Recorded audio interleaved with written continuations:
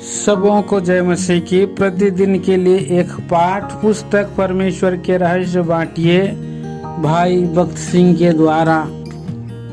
15 अक्टूबर ईश्वरीय चाल चलन के रहस्य।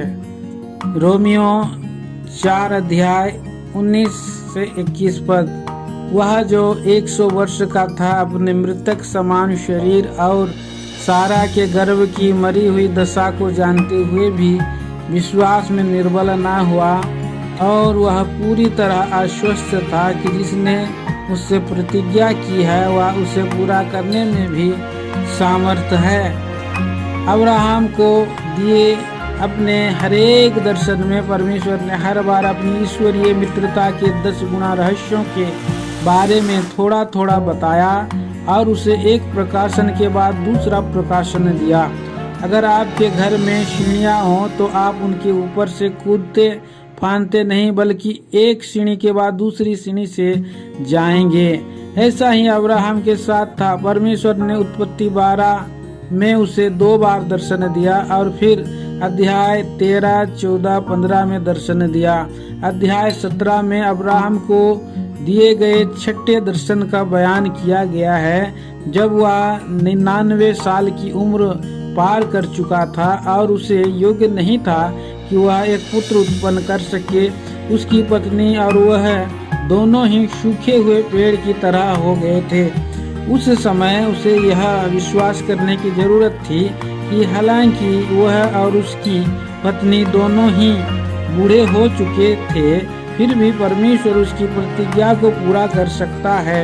रोमियो 4 का 19 से 24। यही वह समय था जब अब्राहम ने सच्चा विश्वास पाया, और उसमें ऐसा विश्वास पाने के लिए ही परमेश्वर 25 साल से इंतजार कर रहा था। परमेश्वर ने जब उसे पहले दर्शन दिया था तब उसमें विश्वास था, लेकिन वह एक दृढ़ विश्वास नहीं था। इब्रानी 11 अध्याय 8 पद। उसने परमेश्वर की आज्ञा का पालन किया था और तुरंत ही अपना देश और कुटुंबियों को छोड़कर एक अनजाने और नए देश को चला गया था। और हालांकि इस तरह आज्ञा पालन करने में काफी बलिदान और विश्वास की जरूरत थी, फिर भी परमेश्वर संतुष्ट नहीं था।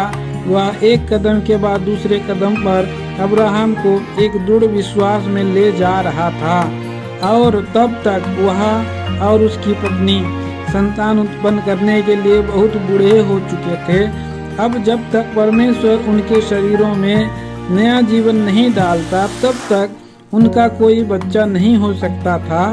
यह विश्वास का वह महान रहस्य था जिसके द्वारा उन्हें जी उठने की सामर्थ्य के बारे में आंशिक रूप में कुछ समझ आया था, और उसी सामर्थ्य के द्वारा हम भी अपने प्रतिज्ञाओं पर जय पा सकते हैं। प्रभु इन विचारों के द्वारा हमें आशीषित करे। आमीन।